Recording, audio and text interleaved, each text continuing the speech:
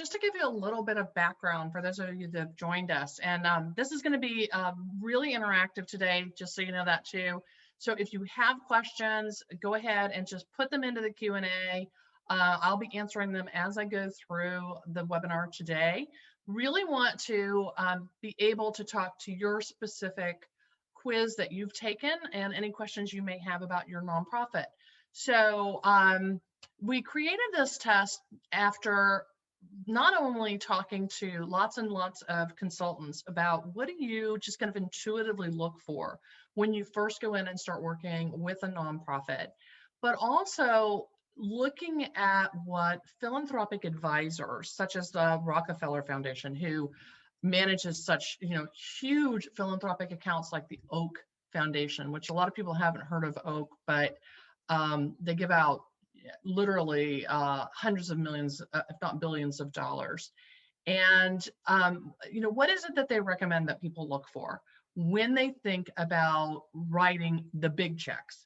So most nonprofits are not going after major donors. They're actually working on trying to do either transactional giving, which is you buy a ticket and come to our event, and then we'll give you something, dinner, lunch, entertainment, maybe an art exhibit, a ballet.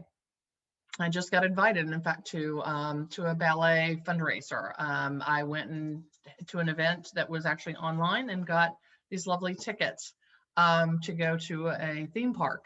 So a lot of times we have nonprofits that are really in this transactional giving.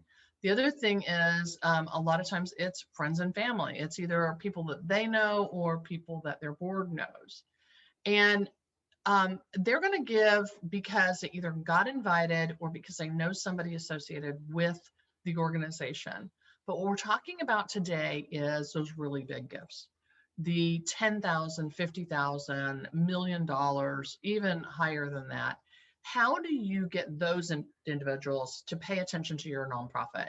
Because if you're going to do a large campaign, whether it's for bricks and mortar or it's just for a huge increase in capacity that you want to do, if you want to do any kind of major campaign, 60% of your funding is going to come from about 20 people or institutions. And a lot of people, I think, forget that it really doesn't matter how you configure that in terms of like if it's $1 million or $10 million, you're still looking at gifts from about 20 people that are going to make up 60% of that. And too often we look at nonprofits coming to us saying, can you help us go after new donors? Instead of thinking about what they need to do to build the capacity to really attract those large donors. So that's what we're going to be talking about today.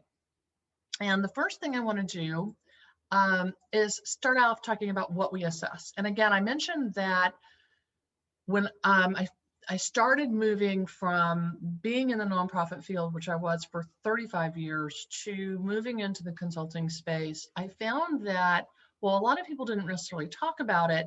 These are the things that they were constantly looking for when they went in to start working with a new organization, just to get a feel for where they were and how they were going to be able to handle the work that they wanted to do with them. And then when I started doing a lot more research, I found that, again, this is what financial advisors were telling their wealthy clients that they should look for. So, and most nonprofits aren't aware that this is how they're being vetted.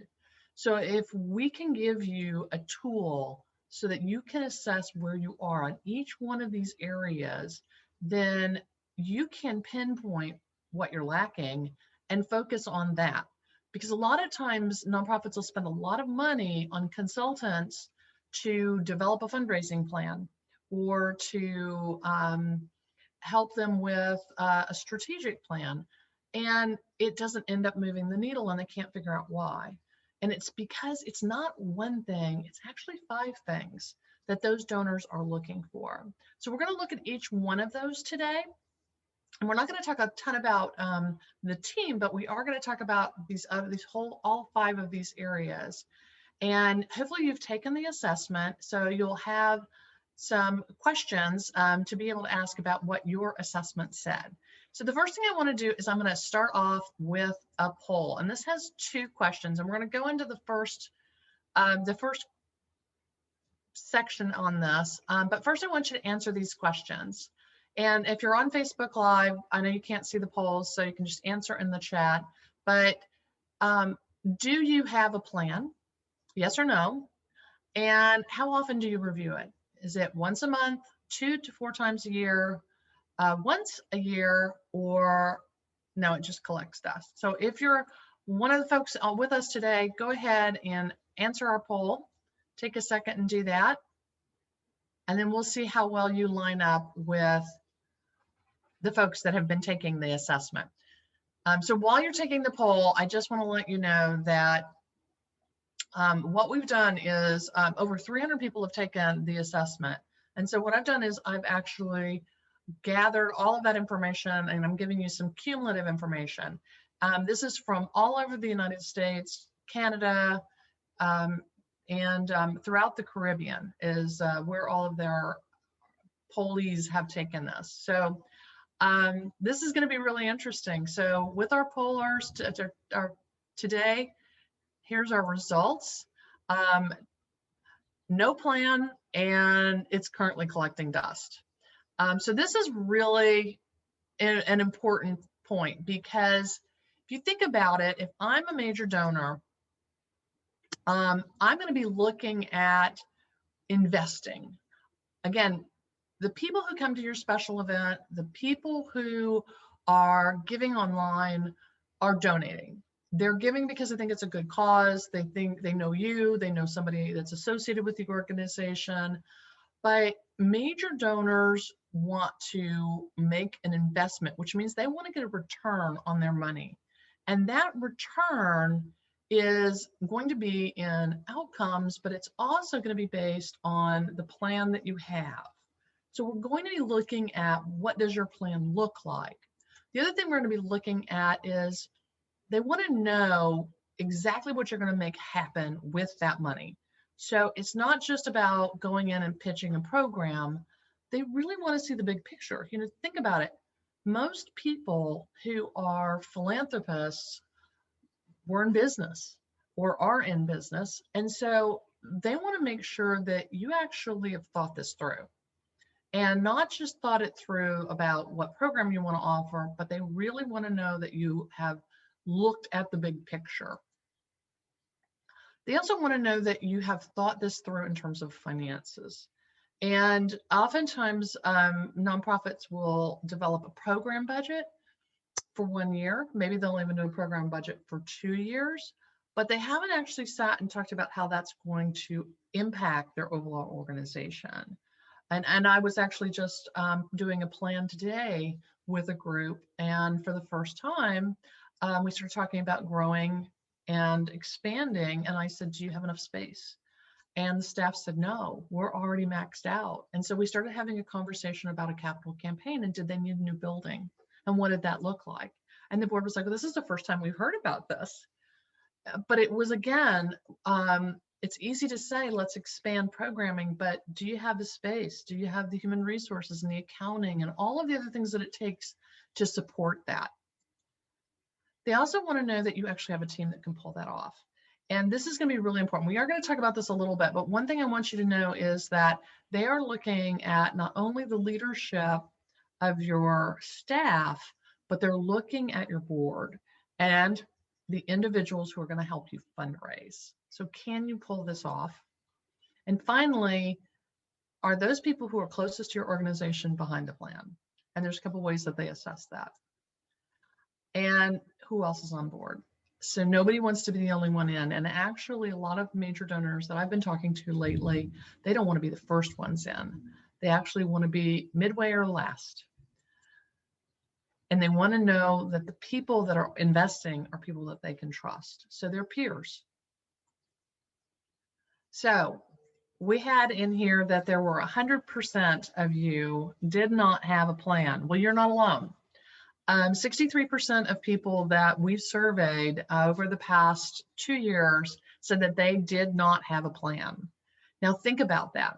If you want someone to invest in your nonprofit, but you don't even have a plan of what you're going to do with your organization, how you're going to address the current marketplace, how you're going to be going in and dealing with the situations that may be occurring, what the infrastructure plan is, why would they trust you with a large sum of money?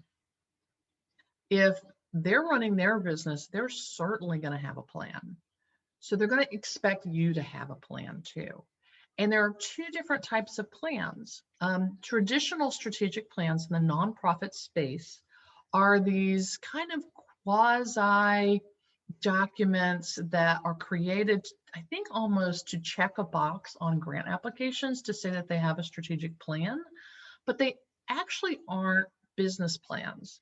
They're not plans that help you drive the business forward.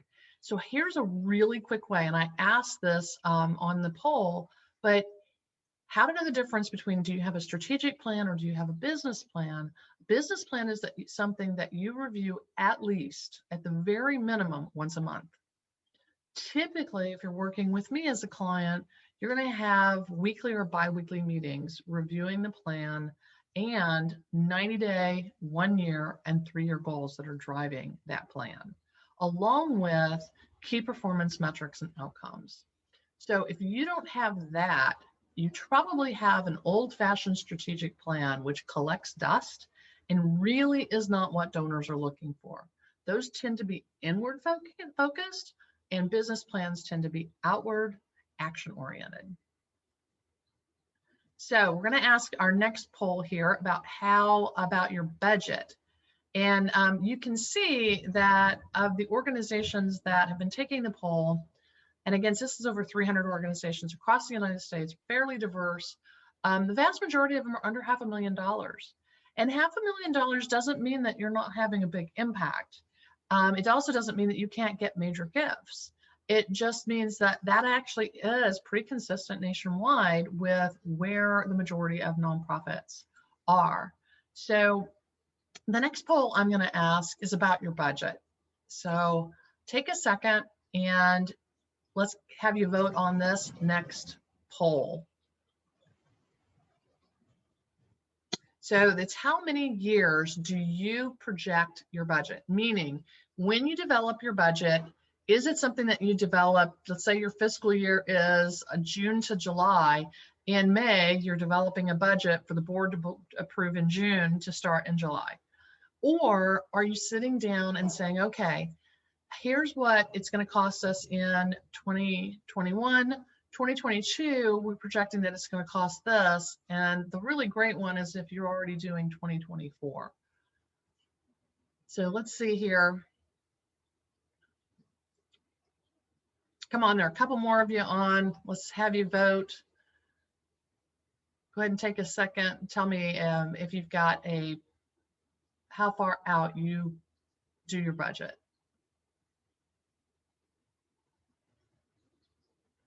All right, so here's what we've got. 100% of you that are on the call today are doing year-to-year budgets. Now, why is that a problem? So a year-to-year budget, if you've got a 3-year plan, that donor is going to look at that and say, wait a minute, how do they know how much this is going to cost?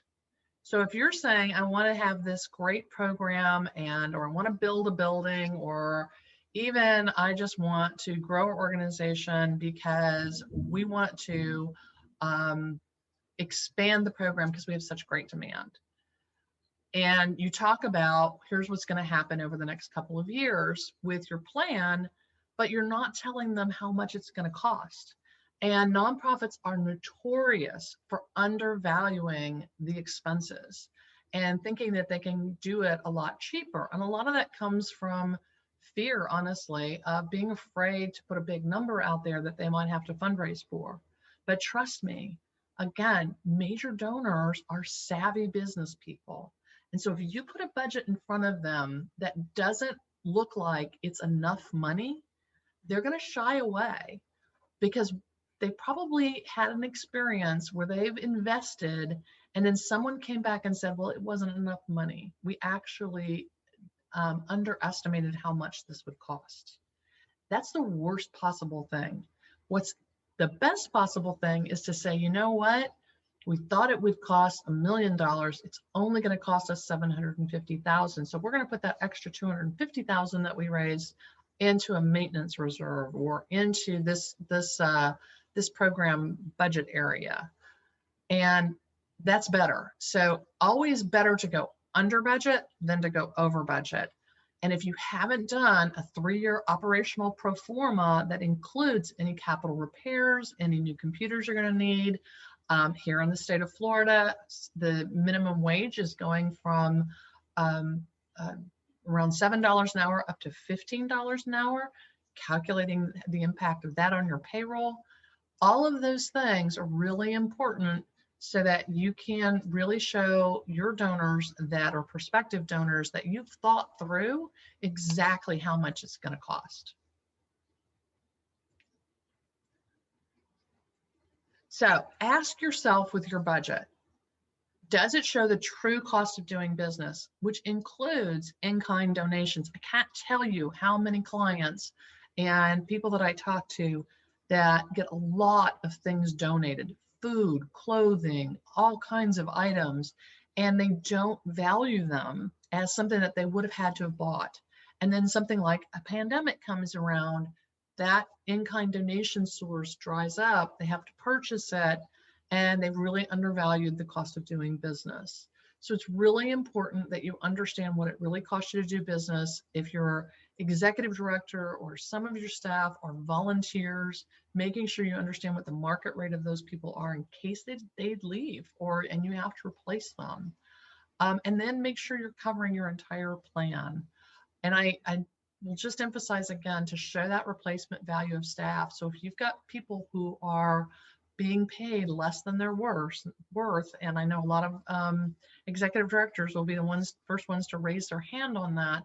But if you are getting paid less than your worth and you're actually not accounting for that, then that can be a challenge.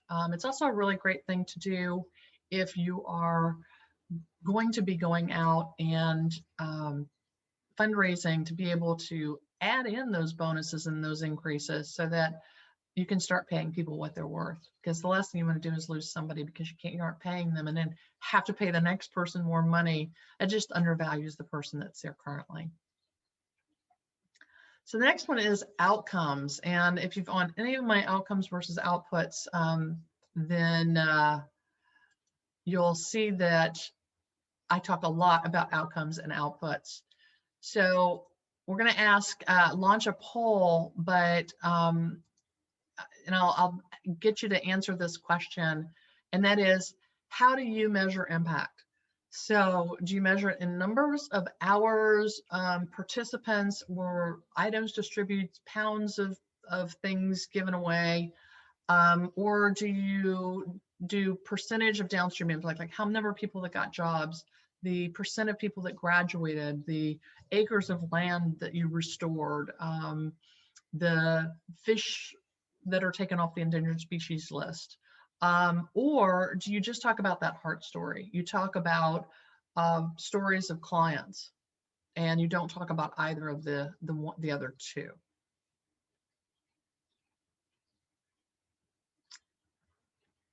All right, so go ahead and take another second. All right, well, this one's interesting too, because it's about 50-50 of you doing the first one, which is numbers of services, participants, and distributed items, and then 50% are saying downstream impact, such as employment, graduation, or habitat restored. And I want to just say that why this is so important. When you look at what donors are looking for, they do not want to have you talking to them about the outputs of what you're doing. They want to know that their money is being invested. So if you think about that, They want to know that because they're giving you money, something has happened. And I always tell the story of one of my donors that I worked with, a philanthropist that I worked with, and I actually had the opportunity to tell her this the other day. But she was sitting across the table from me, and she said, "I really don't care how many people you train, and I don't care what their pre and post test score is. What I want to know is, what do they do with the information? How do they act differently because they took your course?" And that really made me step back. And we had to go back and redesign our training course and ask ourselves, what do we really expect people to do once they've done this? They've sat in this class for an hour or 2 hours or 3 hours. What do we expect the change to be? And that really was an eye opener for me, because she was one of the first philanthropists who was actually able to articulate to me that they were not going to invest in just regular day in programming. And the nonprofit sector in and of itself, the whole sector, is probably the only form of business that is able to survive without proving that what it does accomplishes anything. So we go out and we ask for money, but we really don't tell people that we're making any kind of change. And I'll show you why. And this is why donors are frustrated. 37% of the organizations that took the poll talk about outcomes. 63% are still doing outputs. That means things that you can count on your fingers. So, if you take my outcomes versus outputs course, you'll know that inputs are the things that you have to work with. So they're people who register. There are people who sign up for a class. They are the number of species that are endangered, the number of animals that are brought in to the rescue. Those are inputs. They're things that you, like raw material that you have to work with. Outputs are the number of services or things you provided. So you provided a class, someone attended the class, someone completed a class, someone was, a pet was adopted. Someone stayed in a shelter or called a hotline or received a service or a pound of food was distributed. Those are all important things. But again, they don't tell me that anything actually happened because that person experienced that or because your services touched that situation. What tells me that something has changed is the outcome. And that's where I can tell the donor, because you gave us this money, this many people now have a permanent safe home. This many people are now employed instead of living in poverty. This many children don't have to go to school hungry and are now passing their courses. This many acres of habitat were restored, and now this species is no longer on the endangered list. You can tell just from the difference in telling those two things how one of them shows something that actually happened that's permanent, or at least we hope is permanent. It's certainly a significant change that's occurred. And then if you can go even further and talk about the economic impact of those outcomes, such as the impact of people having jobs, the increased tourism that comes from having wetlands restored where people can actually go out and fish. Things like that are really important to donors. And that's what they then will sit down and contemplate that larger check, because they know that their money is going to have some sort of impact that's going to affect the problem that you told them that you're trying to change. And those of you who know me know I work a lot in the violence against women and children space. And too often I hear organizations talking about how horrible the epidemic is of domestic violence or child abuse. And donors get fatigued. They give you money, but is anything going to really change? Are you going to be able to make it stop? And so that's where the outcomes come into play, and that's why they are so critically important if you're going to ask for money, large amounts of money. So the next one we're going to talk about is boards. And when you start looking at your team, there's really 3 different components that we're going to talk about and that we assess. The first one is your board. The second one is your staff, and the staff actually that can help you fundraise. And then the third one is your leadership. So we're going to talk about all 3 of those, but the first one, we're going to do another poll, and that is staff. And actually, I take that back. We're going to talk about the board first. So I want you to rate your board, and go ahead and tell me, and again, if you're on Facebook Live, it's rate your board, and you have one of 4 choices. I have the best board ever. Most are great, but some need work. My board is a work in progress, or let's not talk about it. So take a quick second and tell me how you rate your board. And I have really a great opportunity to work with some amazing, amazing boards of directors. And I've worked with some that are really difficult. And I think sometimes when you're working with a board and they're not where you want them to be, it can be really frustrating. In the for-profit world, and I keep talking about the for-profit world, but in the for-profit world, to get on a board, you have to be able to bring something to the table. It's really a pretty big vetting process. And I think sometimes in the nonprofit world, we just get people who can smoke, like fog a mirror. Like if they're breathing and they're alive, we'll actually bring them in. And we don't really vet them for what they're going to bring to the table and make it kind of a pretty big recruitment process.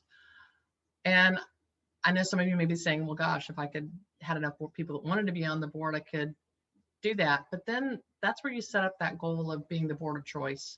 That how do we get our board to the point where people really, really want to be on our board and it's a big deal. So here's your answers. I'm going to share this with you. So about 50% said you had a work in progress, and another 50% said, let's just not talk about it. So that's not unusual, I will say that.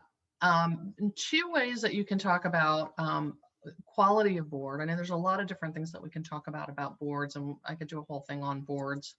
But first one is, does your board fundraise? And 60% of people said no, their board does not fundraise. And if you think about that, a lot of times that's because they don't understand what you want from them. Sometimes you define fundraising differently. But usually when it comes to major donors, if boards aren't fundraising, sometimes it's because they don't understand what your plan is.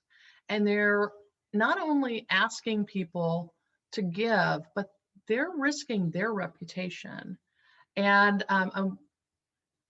that goes right in line with the next one, which is, what do 100% of your board's members donate? And only 48% said yes, which is actually kind of shocking if you think about it. 48%, that means 52% had board members that do not donate. So what does this tell a major donor? Because again, the whole screen is about what are major donors looking for. Well, what this tells them is that your board members don't want to use their name to go out and fundraise. But if they're not giving, if 100% of your boards aren't giving, then that gives your donors, your large donors who are looking inside, a red flag. It's kind of like the canary in the coal mine as an analogy. If someone who's in your inner circle is not willing to write a check, what's wrong? And I cannot make it any more plain than that. And you could even clip this if you want to and show your board members at a board meeting, because that's what they're saying to themselves. If 100% of your boards are not writing a check, there is something wrong with your organization, and that is the message, is I don't feel confident enough to donate, so therefore I'm not going to donate. And I think sometimes people blow off that 100% giving, or they just try to get that board member to give. But they need to understand that if they're not giving, they need to either trust the organization, communicate about what's the concern is, or they need to roll off, because they're hurting your organization's chances of getting a major gift. And in terms of do they fundraise, I'll tell you a quick story, and that is that we had a board member, and I did a wealth screen with iWave. We have a video that's coming out, an on-demand video with iWave where you can learn all about wealth screening. But we did the wealth screen and found that one of their board members could be writing a 5-figure check every year. And so I said, well, let's go ask them. And it was really simple. He said, I don't understand what my investment would be used for, and I need to have a better understanding of what the plan is. And oftentimes it's that simple. And many of your donors, your board members could be your major donors if they're not already. But again, this same 5 areas have to be present for them to make that kind of commitment. So 2 lessons there. 1, wealth screen your board members, and 2, make sure that they feel comfortable making a significant gift. And if they don't, ask them why, because it may be the area that your nonprofit needs to work on.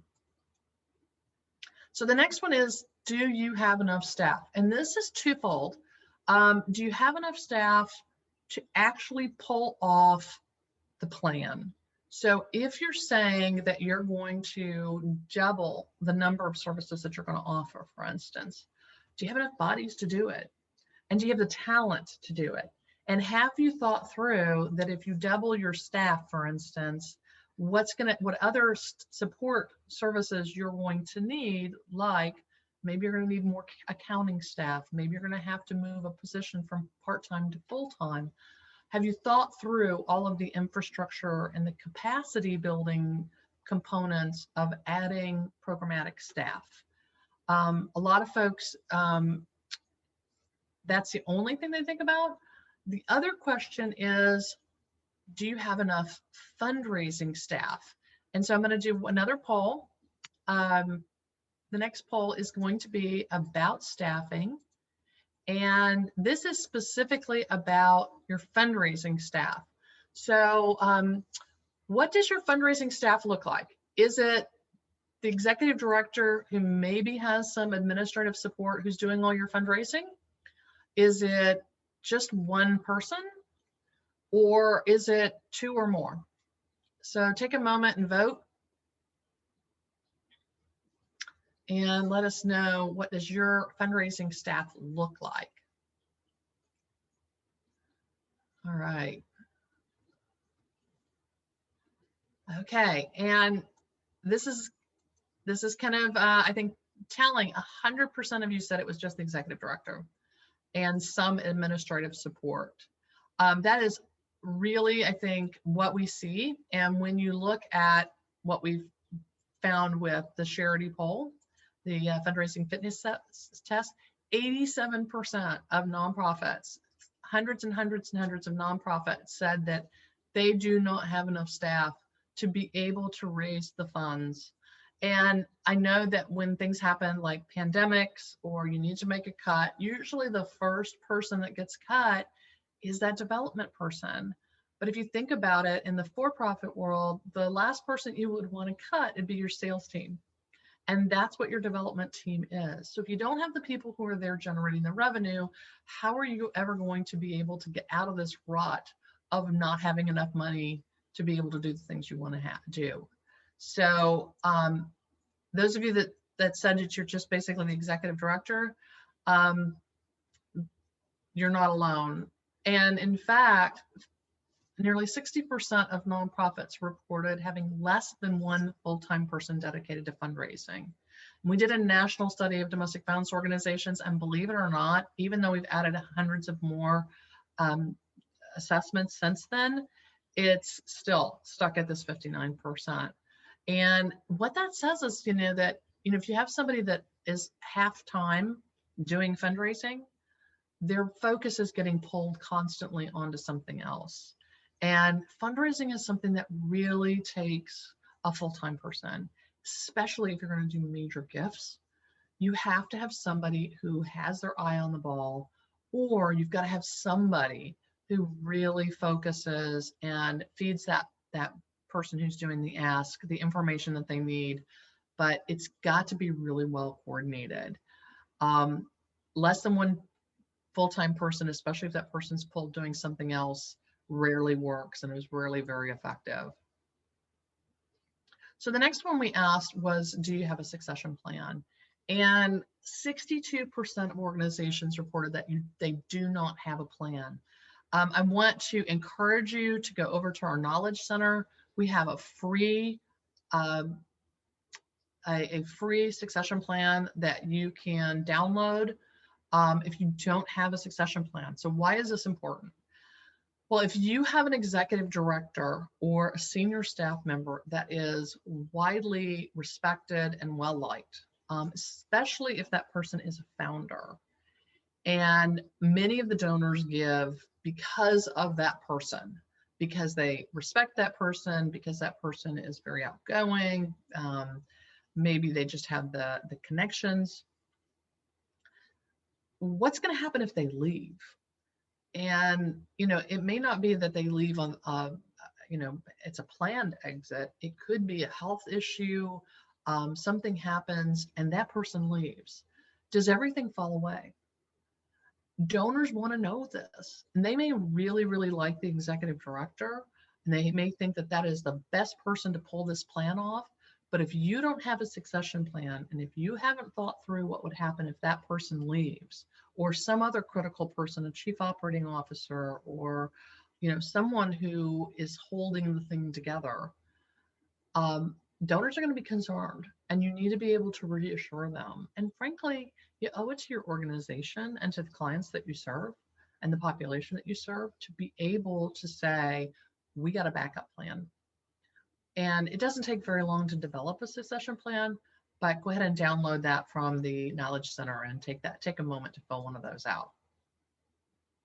So here's the last bit that we're going to talk about. And this is probably the number one thing that makes nonprofits stumble. Nationwide, about 50% of capital campaigns fail to hit the goal. And if you fail to hit your goal, a couple of things happen. It's either means that you're going to end up in debt, or you're going to end up having to go back to your donors and ask for more money, or give them their money back because you weren't able to pull it off. So if you think about that, it usually, if you have to do the latter, if you have to say to them, we didn't make our goal, or it cost more than we had anticipated, or I'm sorry, we've decided that we're not going to be able to hit goal and we're going to have to give you the money back, you've pretty much burned your bridges with that donor. They no longer trust you.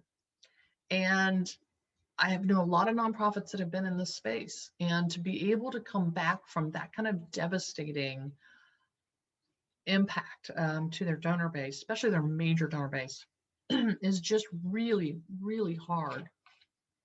Because you go from being this, organization that's taken the time to cultivate them and really impress them with your plan, and then you fail.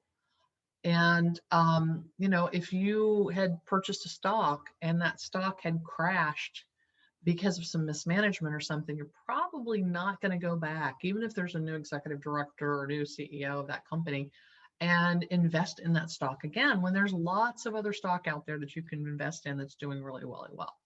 You probably would have a bad taste in your mouth.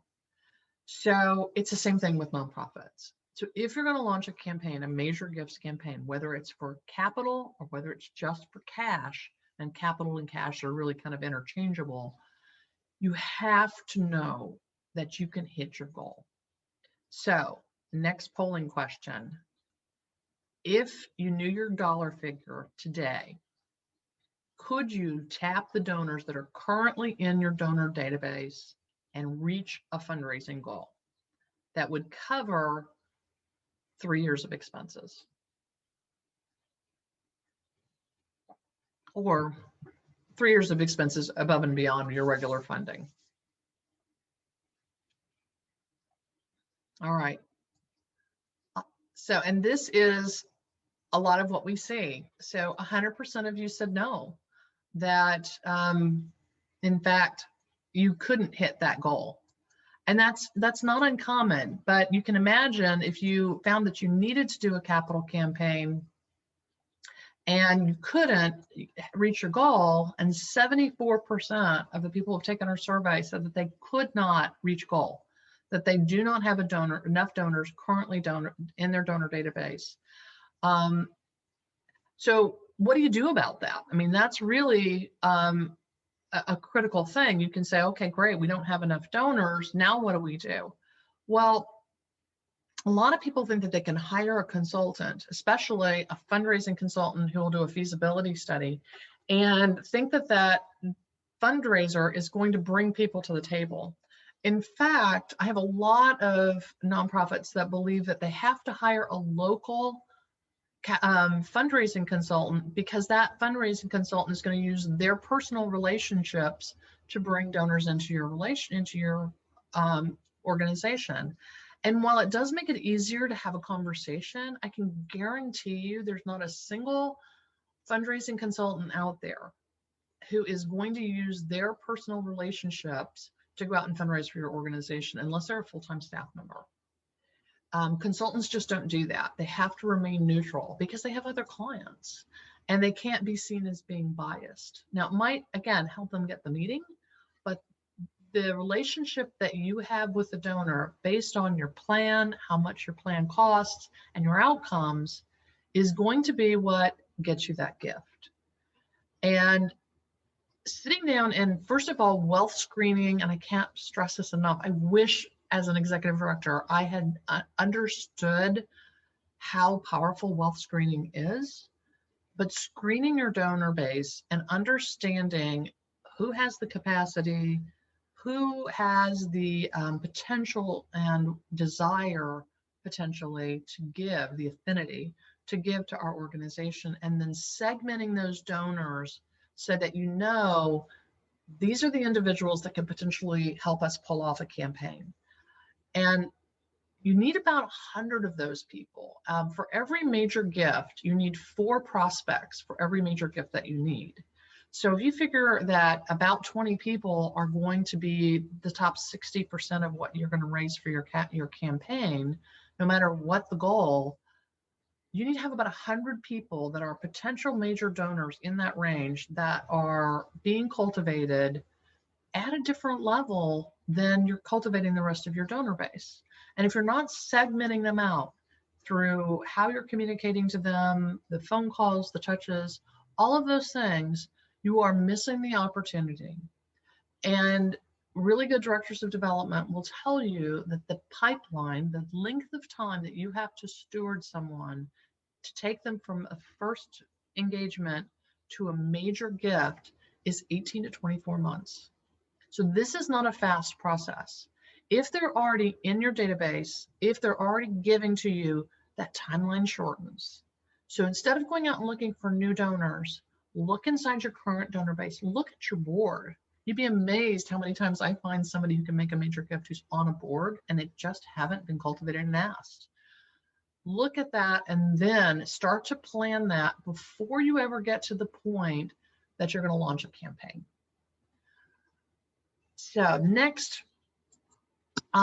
is what's next. What do you do with all of this information? And please, if you have any questions, feel free to go ahead and do those in the Q&A or in the chat, and I'll be happy to ask them, especially if it's a specific question to your organization.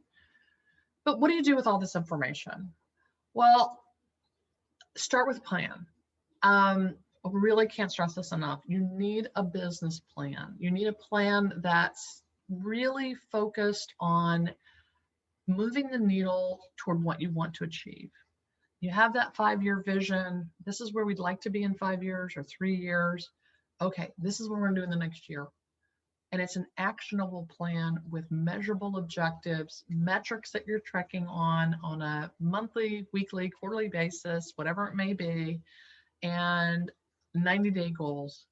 So it's got to be something that you're actually using to run the organization, not this pretty document that you paid some consultant to help you with that's sitting on a shelf somewhere.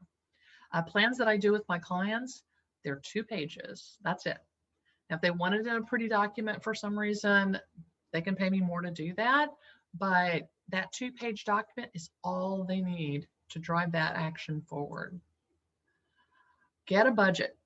You're going to have to work with your accountant, your CFO, your finance committee, but get a budget that talks about how much that plan is going to cost. And that means having an organizational chart that covers 3 years or however long the length of the plan is.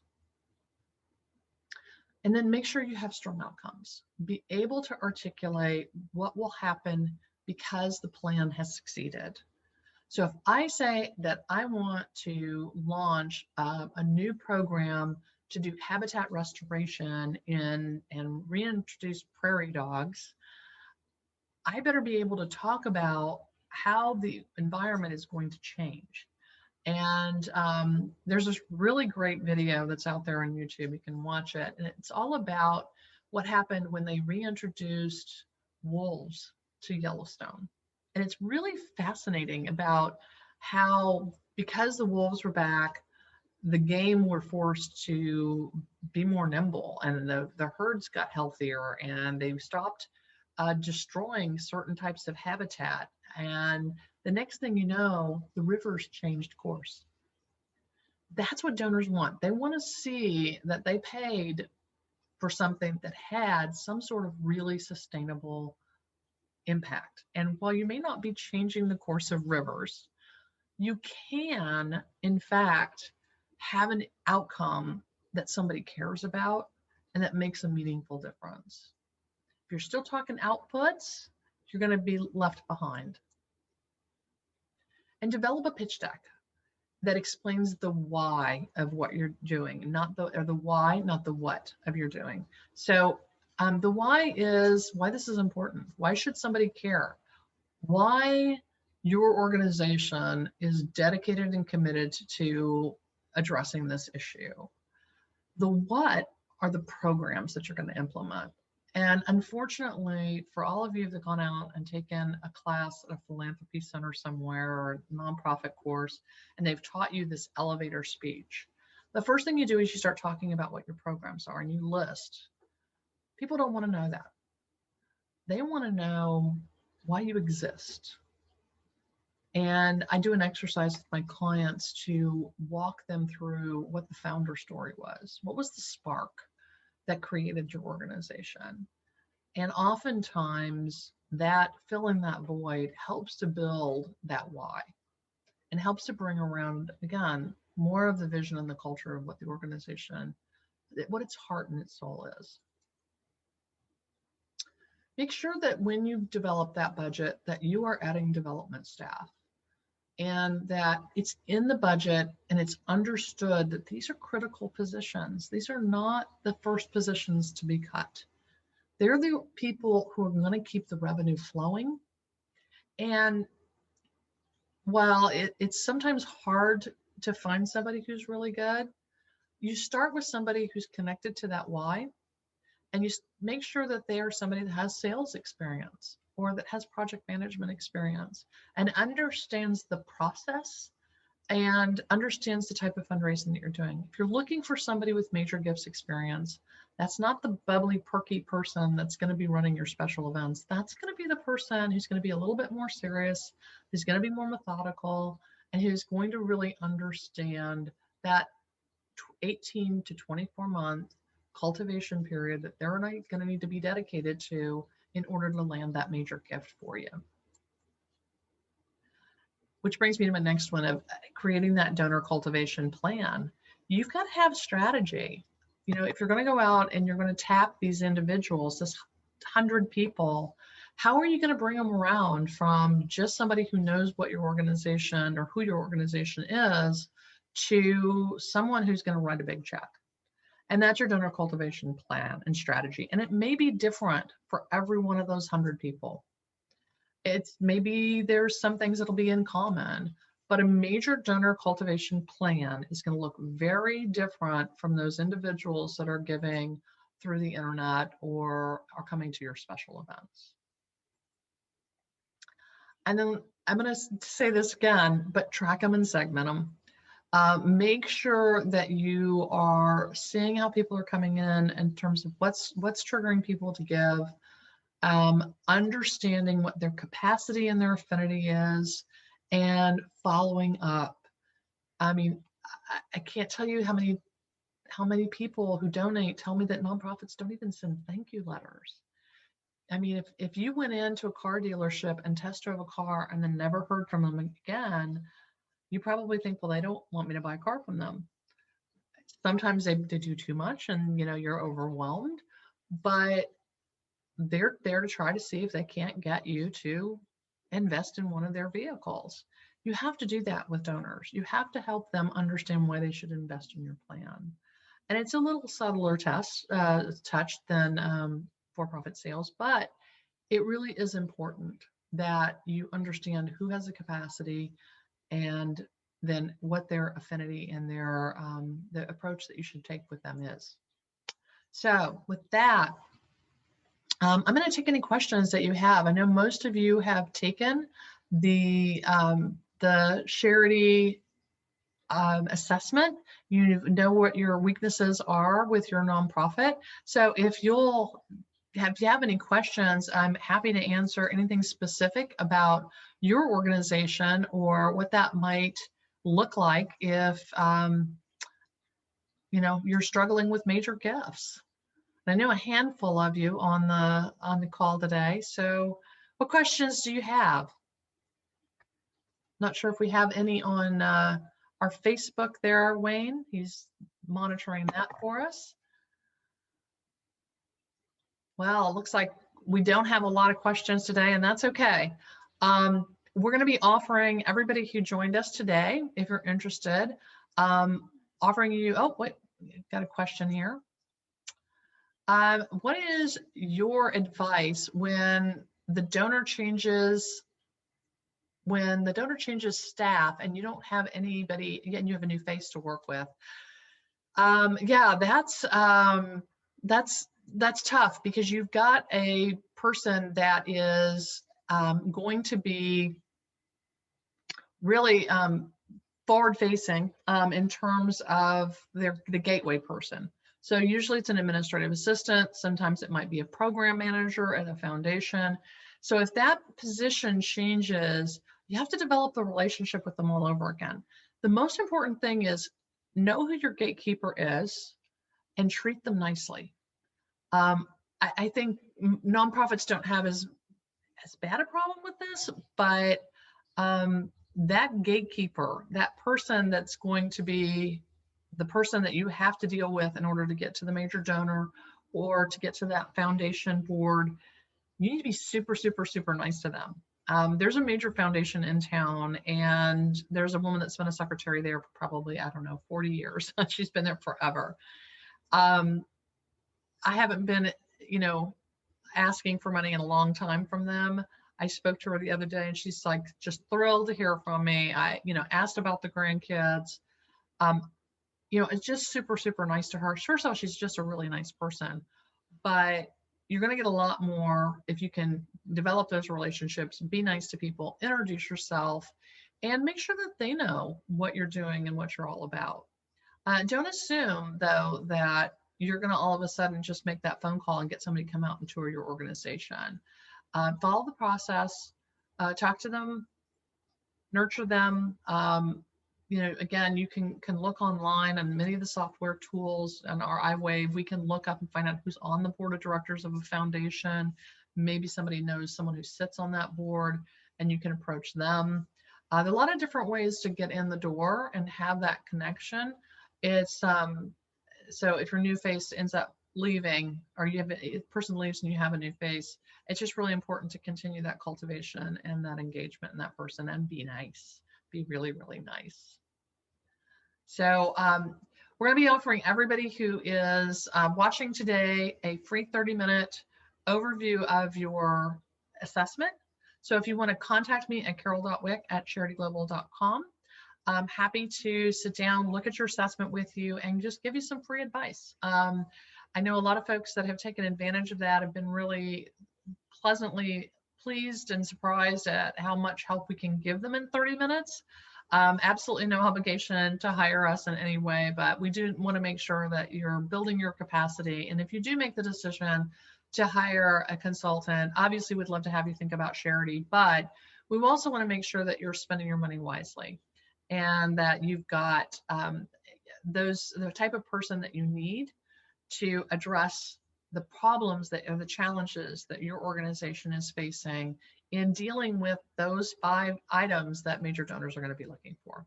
So thank you for joining me today. I appreciate everybody taking time on this beautiful day to learn more about what it takes to land that major gift, and make sure you check out the Knowledge Center. A lot of great assets and tools in there to learn more about what your nonprofit needs to make that donor pay attention to your organization, and especially going into year-end fundraising, always a critical thing to have in place. So have a great day, and thanks again for joining us.